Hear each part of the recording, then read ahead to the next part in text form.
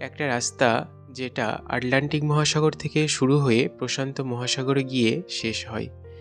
Root 50, যাকে বলা হয় আমেরিকার সবচেয়ে নির্জন রাস্তা, যার দৈর্ঘ্য 3000 মাইল। এই 3000 মাইলের যাত্রা আপনাকে নিয়ে যাবে এক অবিশ্বাস্য অ্যাডভেঞ্চারে। 1986 সালে লাইফ ম্যাগাজিন নেভাদার এই অংশকে নির্জন রাস্তা বলে আখ্যা দিয়েছিল, কিন্তু এই নির্জনতাই আজ অ্যাডভেঞ্চার প্রেমীদের কাছে আকর্ষণীয় হয়ে দাঁড়িয়েছে। এই রাস্তাটি আমেরিকার প্রথম ট্রান্সকন্টিনেন্টাল হাইওয়ে, লিঙ্কন হাইওয়ের অংশ, যা 1913 সালে তৈরি হয়েছিল। মানে আপনি শুধু গাড়ি চালাচ্ছেন না, ইতিহাসের ওপর দিয়ে যাচ্ছেন।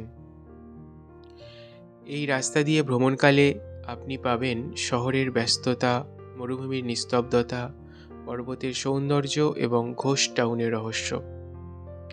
কলোরাডোর আইজেনহাওয়ার টানেল, যা সমুদ্রপৃষ্ঠ থেকে 11,000 ফুট উপরে, যা এই রুটের সর্বোচ্চ বিন্দু। সবচেয়ে মজার ব্যাপার কি জানেন? আপনি যদি পুরো রুটটি শেষ করেন তাহলে একই ট্রিপে আটলান্টিক এবং প্রশান্ত মহাসাগর দুটোই দেখতে পাবেন।